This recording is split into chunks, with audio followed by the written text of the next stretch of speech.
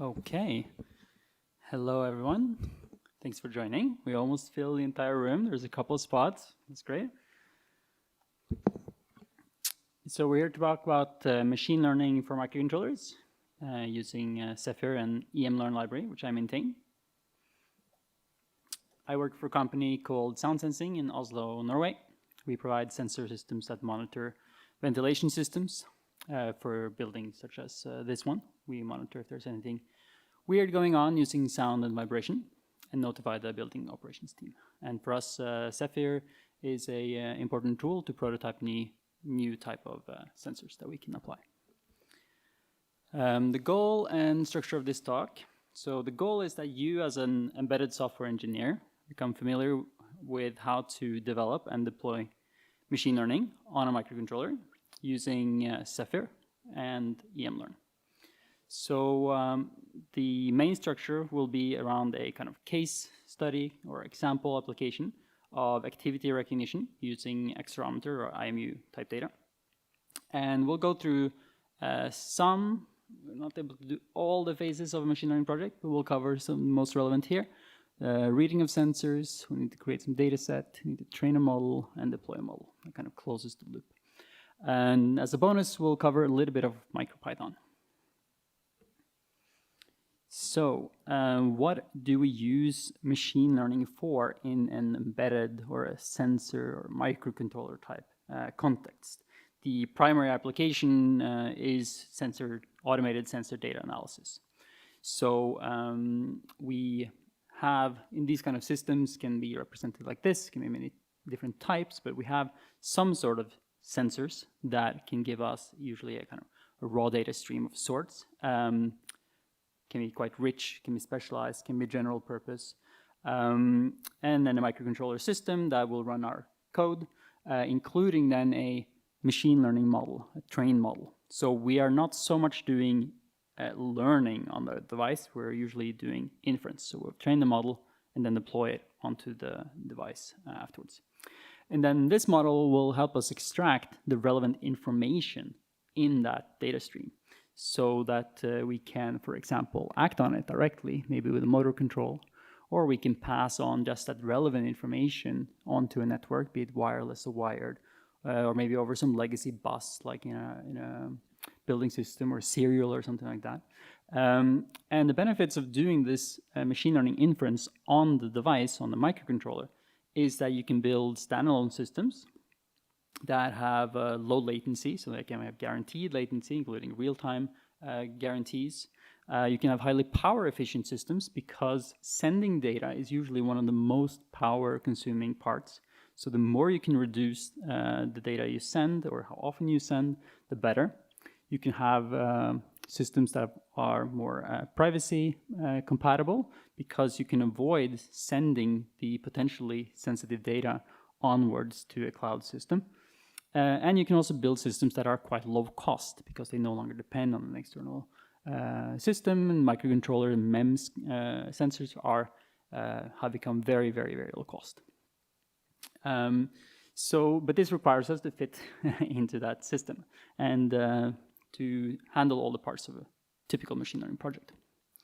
So there are many applications of this that span basically the whole gamut, anywhere where you could see a microcontroller. You might these days today see at least some applications where you're doing a little bit of DSP and you may be doing some machine learning.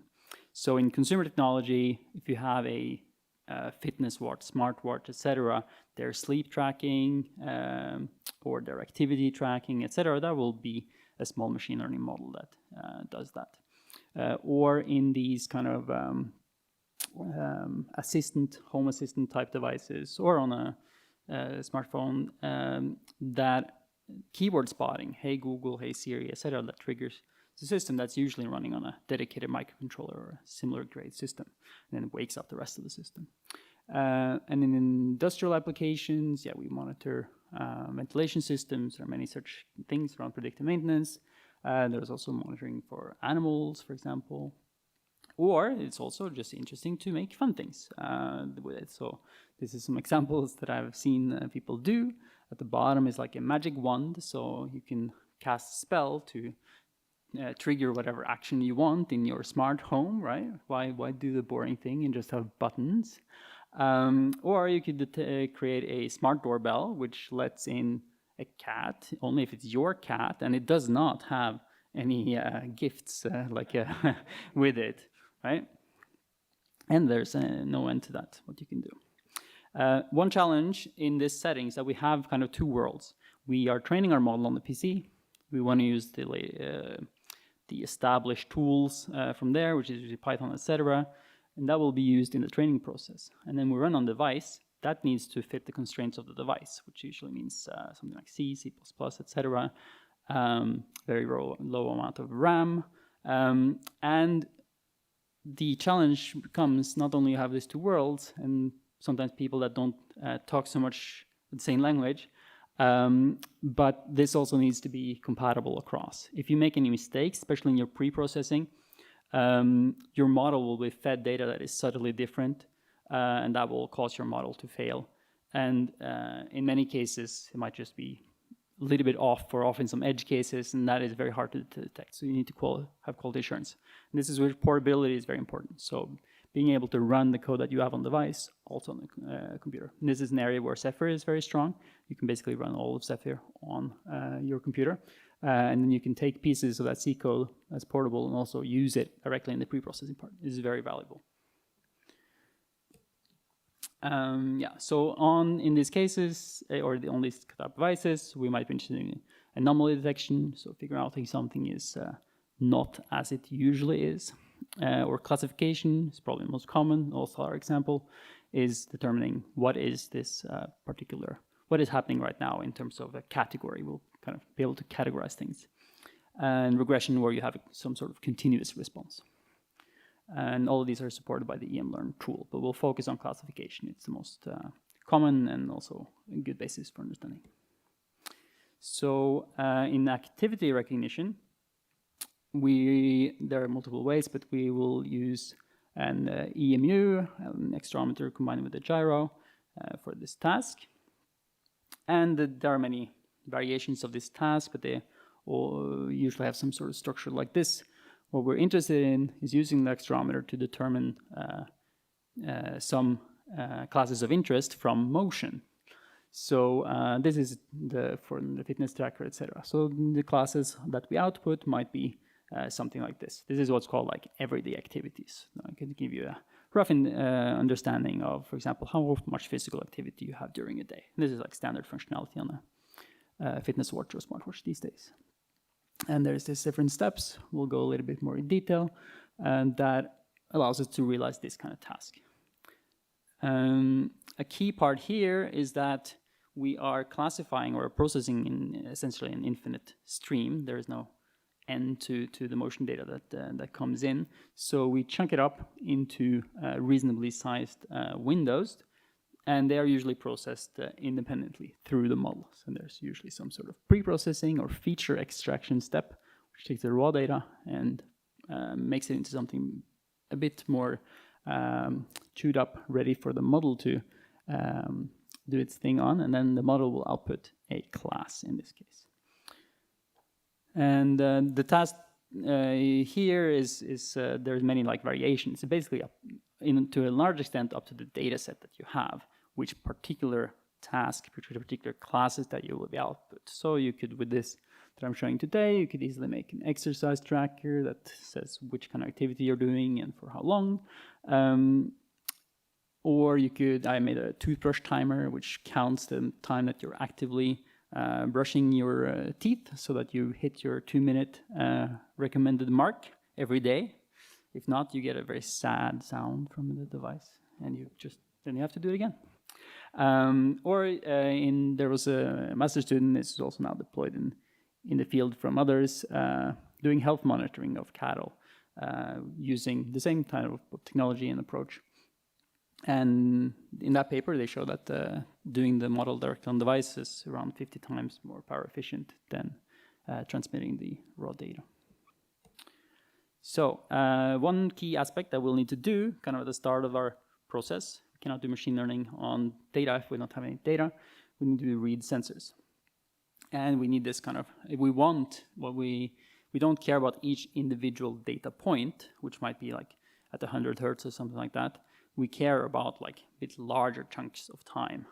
So for example, for activity detection, you might chunk it up into 4-second windows, and then you compute them with overlap. So you compute a new, or you look at the latest 4 seconds every 1 second, for example.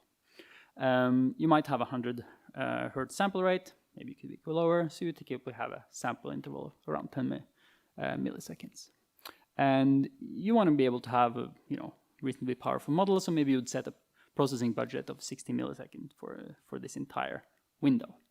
Note that the budget that you might want to have is larger than a single sample, so you need to be careful when you do the processing to not exceed the budget. We're a little bit cropped, okay. So the easiest way to get started with this on Zephyr would be to use the sensor API, what's called the fetch and get API. There are two kind of variants of the sensor API now.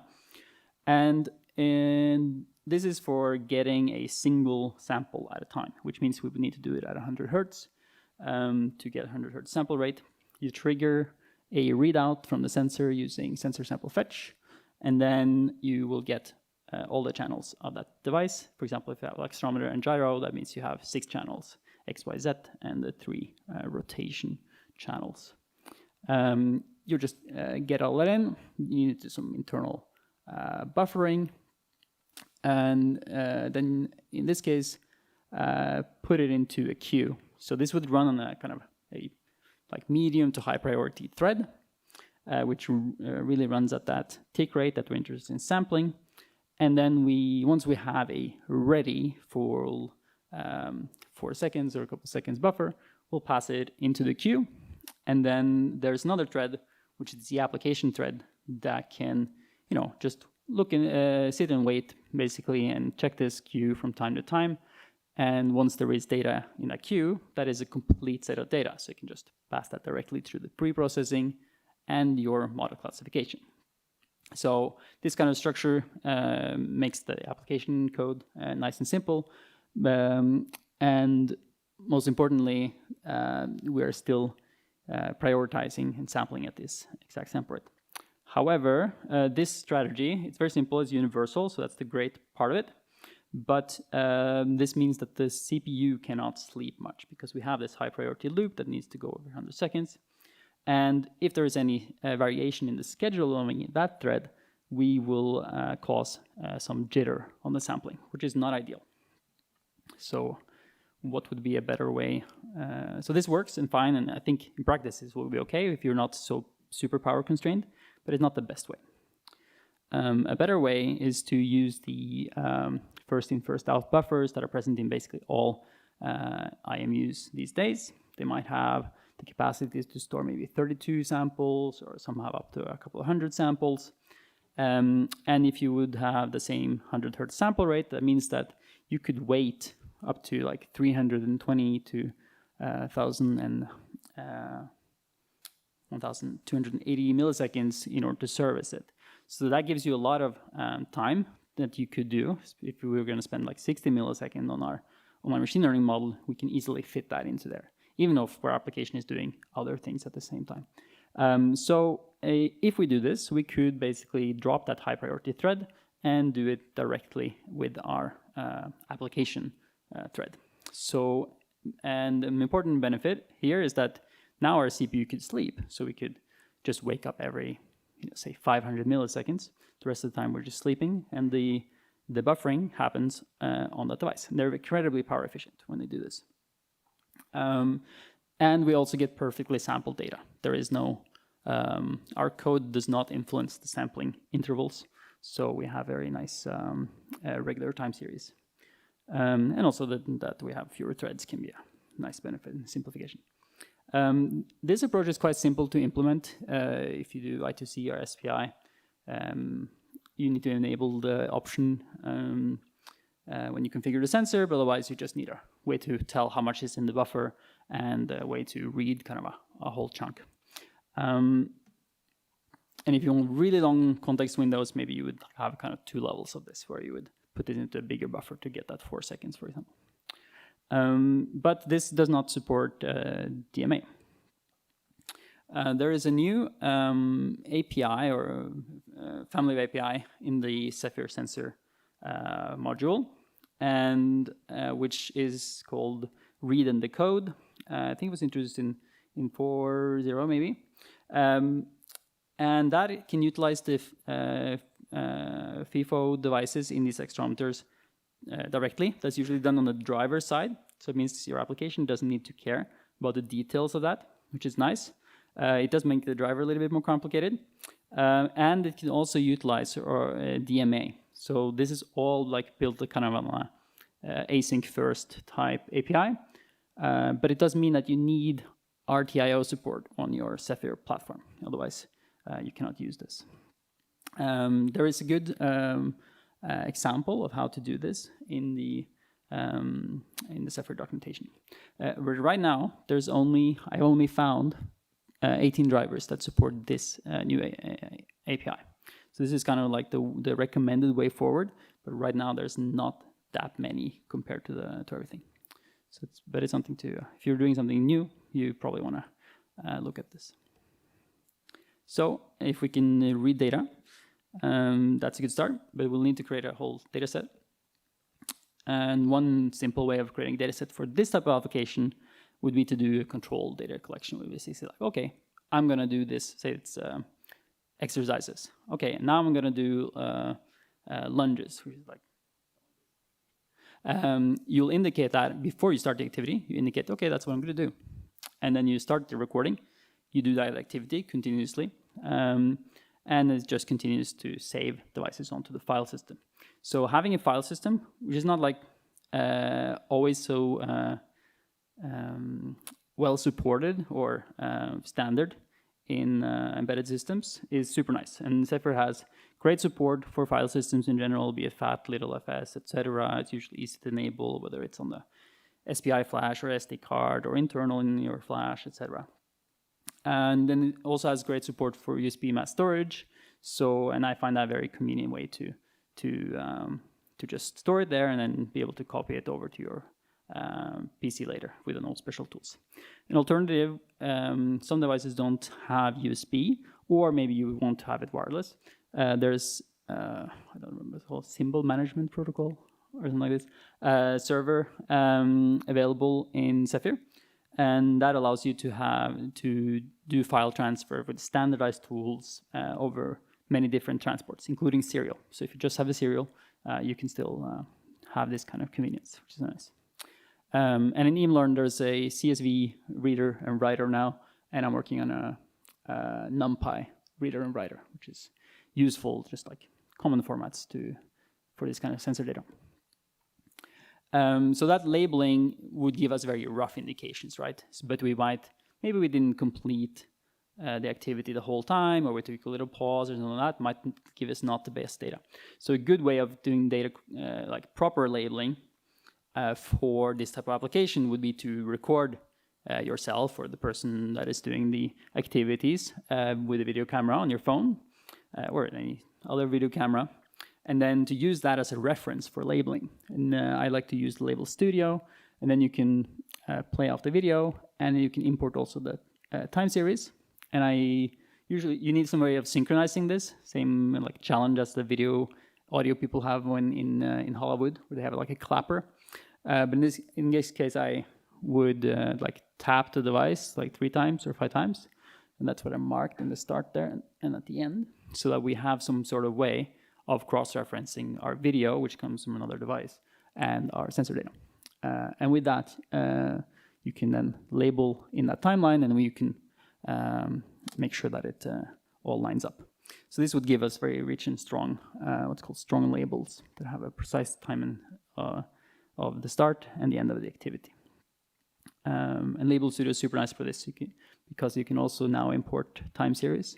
So you can have some energy indicator or something like that, which can help you move in the video much faster and to label the relevant parts. And there's some tools for this in the MicroPython repository, which can also be used for C. for like creating the kind of format that Label Studio expects, etc., and then the other way around when you want to put into training. Yeah, about training. So once we have a data set with suitable labels, because that's the key to machine learning, you need data, but you also need labels. You need something that we human or some way of knowing that what the data is. That's what the machine will learn from. You want to do some pre-processing. For activity recognition, you can, for simple things like my toothbrush tracker, you can get away with very simple things, like you try to separate the gravity so that you can have some sort of feature that is which angle is the device being held at.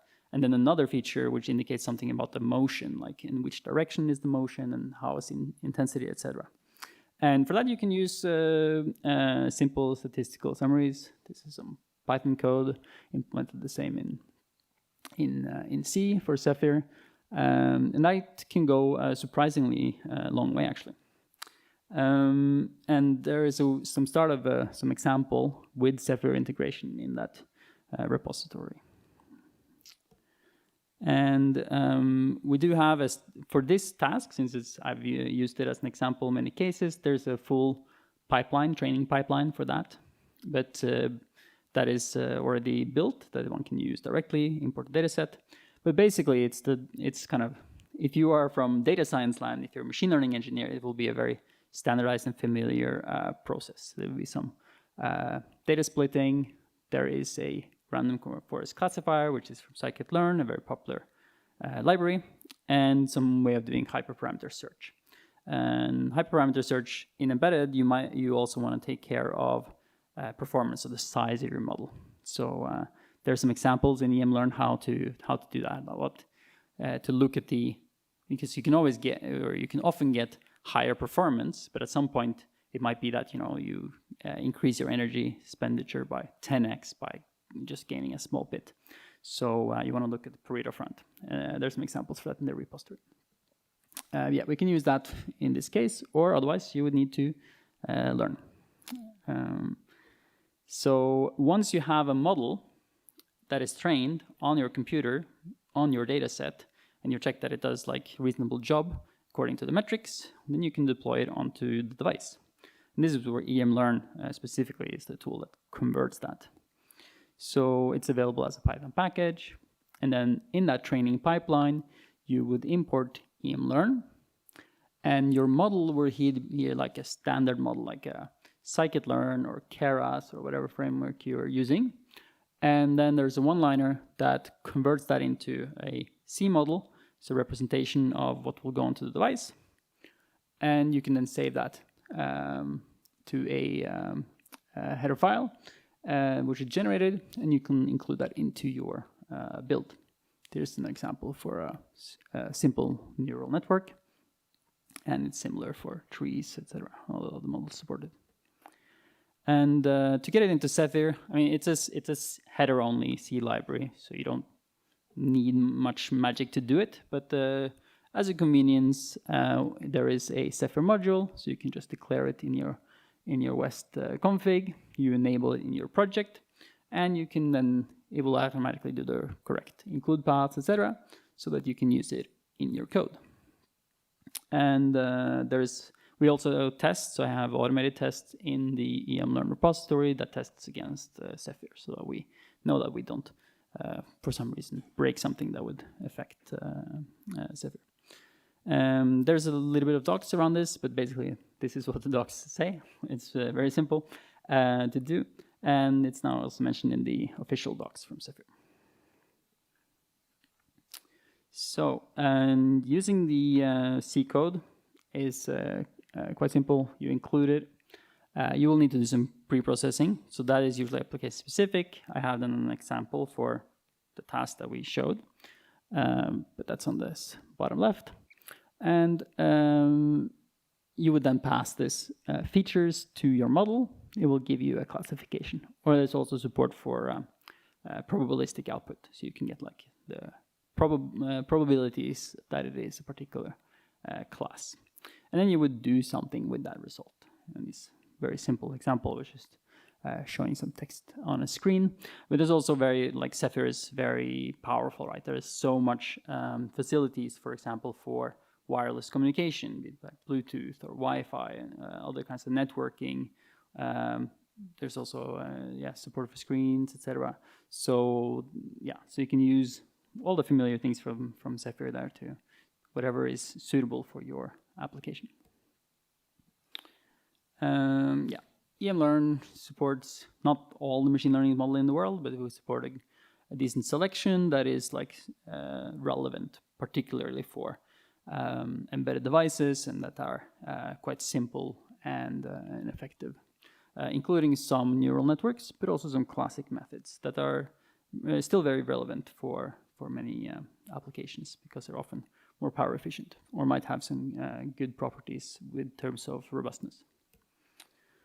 So to kind of bring that together, we saw how we could read data from our sensors with the Zephyr. We saw just a little bit about pre-processing, how to load a model that has been trained on our computer, load it onto the device. And we haven't discussed much about post-processing or output, but that is generally quite general. So then on to so that was the key part. We went from kind of having an idea and showing all the pieces. I did not cover much of validation. If you're interested in that, how do we validate and do the quality assurance, come talk to me later. As a bonus, talking a little bit about MicroPython. So I mentioned in the start that one of the challenges with machine learning in this space is that you have the firmware developers and that ecosystem, which is generally C or low-level languages. And then you have your machine learning engineer, your data scientists, who are working in Python and the related ecosystem. And that needs to all be compatible, and both in terms of the kind of communication and social aspect, and in terms of the technical part where you might need to implement things twice into different languages, etc., that can cause challenges. So one way of trying to bridge this gap for some applications would be to use Python also on the machine, on the device, on the microcontroller. And that's the motivation, is to kind of try to do these combined projects in an easier way. So MicroPython is an implementation of Python for microcontrollers, implements a subset of Python 3, and it runs on devices with 64 kilobytes of RAM or more. And it supports Zephyr as a hardware abstraction layer, so you can run on top of Zephyr. And there are multiple other ports as well, but the Zephyr's port has matured a lot lately. So it's something that if you're interested in Python or scripting, get those benefits of interactive or rapid prototyping, it can also be useful outside of machine learning, then this is something I think you should check out. It's existed for just around 10 years now, so it's a pretty, in general, MicroPython is a very mature solution. MicroPython and Zephyr together is not, at the moment, super mature. That's maybe someone want to contribute, help test, but it's rapidly developing now. One cool thing with MicroPython is you can also use C, so you can do a combination, and this is very powerful because you can do your code in Python. If it's fast enough, that's great, you're done. If it's not fast enough, there are many tools, but one of the tools is to write some of the code in C. And then it would expose a Python API. So the application developers can use a nice convenient Python, but you can still have the efficiency of C, both in terms of execution speed and memory and program size. And you can install these at runtime, which I think is a fascinating or super powerful tool. And we have a start of so the C API in MicroPython is not the same as on big Python, so like the C Python, which runs your desktop. That means that you don't have the standard libraries, but we do have compatible versions of them to a large degree, including a wrapper for Emlearn and ULab, which is for NumPy, etc.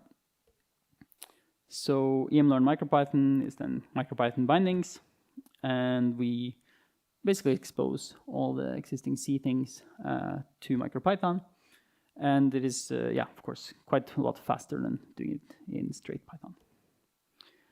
And using it is very similar as to in C.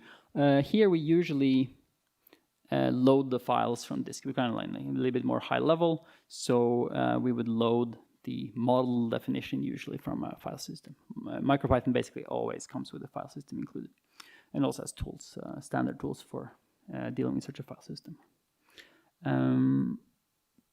Yeah, there's the part of loading the model, and like this is essentially the same as in C, just like with a slightly different language.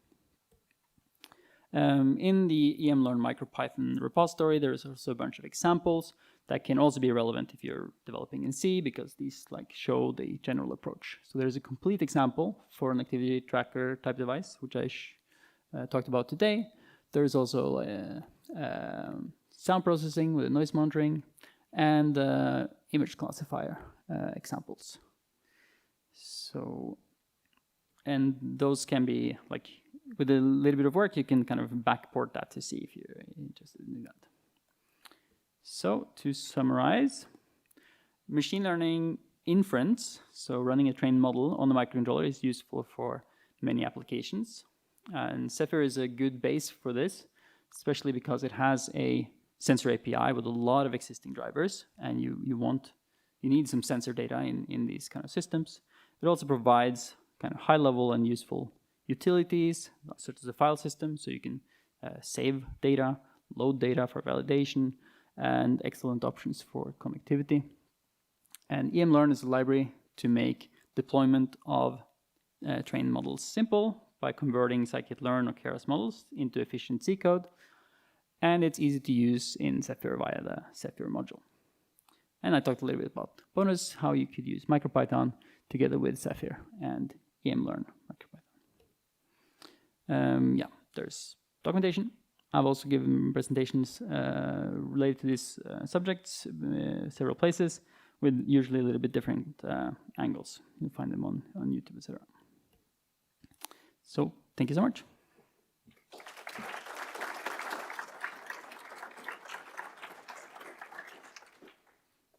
Do we have any questions?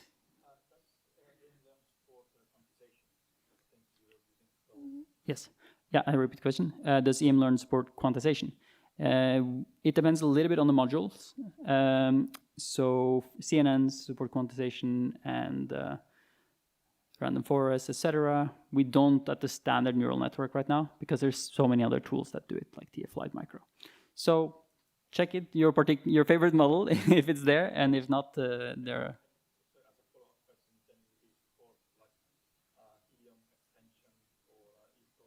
Yes. Do I support Helium or Neon or these kind of extensions? At the moment, no. And I'm not really planning to, because they are device specific, and the type of applications we focus on usually don't need it. So we're prioritizing the simplicity over that. And it's all going to become even more complicated when we get these MPUs in our microcontrollers, and there will probably be 79 different versions of that coming out in the next years. There was another one in this area. Yes, it was actually also about quantization. But I have a second one. Do you support the same easy way to version models and kind of just deploy a new model in the microcontroller? Yes, if I support versioning of models or a way to easily deploy a new one. The majority of the kind of inference implementations have two modes.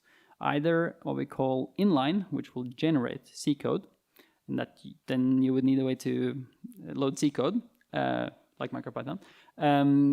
But most of them also support what we call loadable mode. So that is a way that there's a in-memory data structure which represents your model. You can build that up. And we don't usually have a standard way, like file formats for etc. But so if you just decide how you want to store it, and then you can build that model up from a file. Yeah. There's a question there.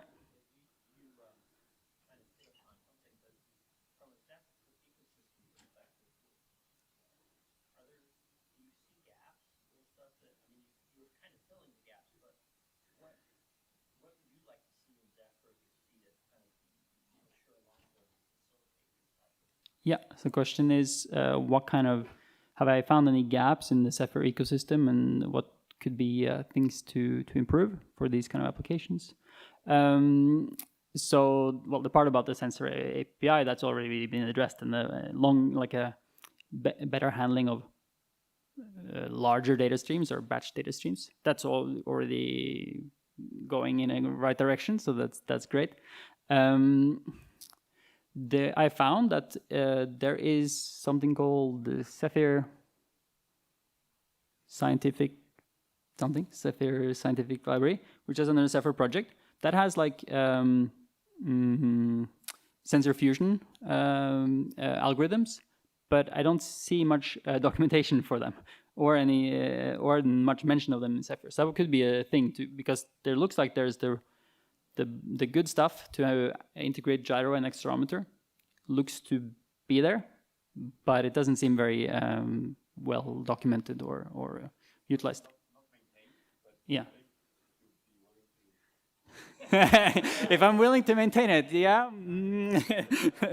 Yeah, but so there's pieces like that where that could be very useful to at least to try to reactivate it maybe or something. I don't know. Apart from that, I think it's generally quite good. I mean, the facilities are quite powerful. But yeah, documentation. We could have more application-oriented documentation, I think, around these topics. There's a question in the back.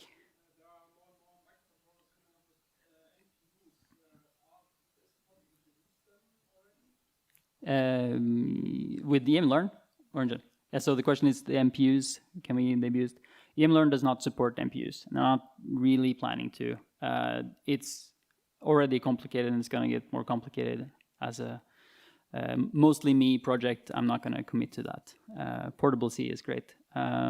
Make compilers that do it for me, please. But yeah, I think ST has quite good support, or one of the first ones out now with the MPUs. And with Helium, when that becomes available, I think that's going to be quite accessible via our SimSys, etc. So there are many options for that. And if you really care about the high performance things, probably TF-Lite Micro is a better option than Emlearn, because it focuses more on that, like heavier applications. And there was one there.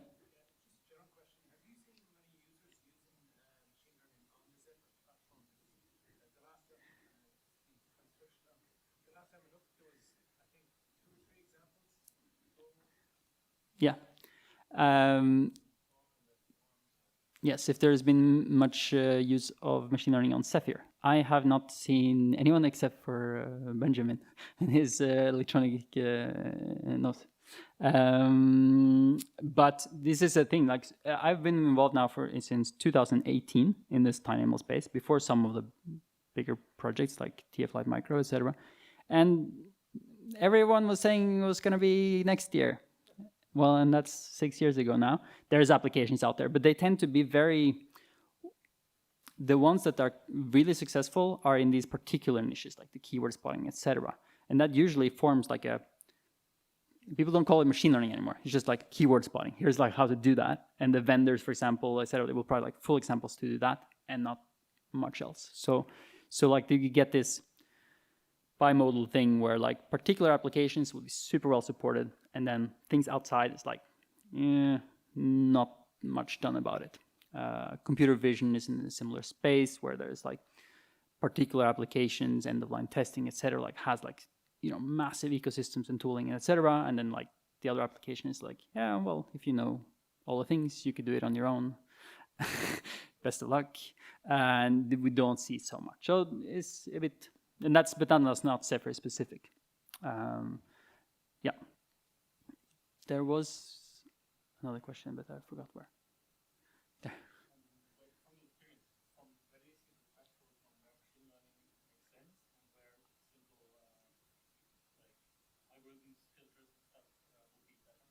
Yeah, where do machine learning make sense, and where could simple filters be sufficient? I think that this is very much a continuum. Like you do DSP things in machine learning, and you could do vice versa. I think the one thing that's very useful, even if you're doing very simple things, is the empirical mindset of doing machine learning, where you collect the data set, you label like this is that thing, this is that thing, this is correct, this is wrong, etc. Because that allows you to, even if you hand-coded the entire algorithm, like with some filter or it's some thresholding and some hysteresis and whatever classic stuff that can really work, but you need to get those things right. And just with like the space of data that a sensor device is exposed to is usually very big. And so you want to know, am I handling all of them? Do I have edge cases? What is a good trade-off, etc. And then just like, it doesn't have to take more than a few hours, but that collecting the data set, labeling it, make sure that you have a definition of a correct. Often just the discussions in a product team about, is this the behavior we want, or is this the behavior we want in this case, is very useful. And then that labeling activity usually drives that kind of discussions much earlier, which is very beneficial. So I would say, if you have this kind of data, let's say data to decision type problem, definitely put on that hat, look at the best practices and do that. But then, like, yeah, implement it however you like. But it's usually good to be able to have some good metrics, measure how good you're doing, etc. Yeah. You mentioned that in training the model that it was also important to keep an eye on the power usage of the device. So how do you devise a feedback loop? Because that's something that you didn't measure at that point in time. Right? So is that really deploying a model? Well, how do you approach it? Yes, power consumption, how to make sure that it's good. So often one just collects data in the first rounds at least, so there's no model involved at all. That will, of course, already tell you something about power consumption, because your sensors will have particularities, and how you're reading the data can influence power consumption. So that will give you the baseline, and you check that against your budget. Do we have any? If you already have problems, well, you don't have a model problem. You have something else problem. But then you can estimate a bit, basically from how many floating point operations you do. But it's quite easy to deploy and then run the test. And you would use the usual profiling tools that you would use for connectivity, etc., like a Nordic Power Profiler, in order to measure that. And what you might want to do is you want to make a few measurements for like maybe the biggest or like a biggish model that we can fit, and the smallest that could possibly be relevant. And you can do a couple of measurement points, and you can quite easily see how this relates. And then once you've established that, you can integrate this in your training loop. So we say like, okay, I know that I can fit this type of thing, but in terms of power, I need the number of floating point operations to be below a certain limit. Or power is usually not a hard, or there maybe it's not hard constraint, but it's often like a soft one you want to trade off. And then there's like, you want to look at the Pareto front to see like how does that curve develop as the model gets larger. Whereas RAM and Flash, they are usually more hard constraints. You just said like, okay, no matter what, model is not allowed to use more than this, because often you budget that for the model, and then another team, the one that do networking or the user interface, they get another part of your space.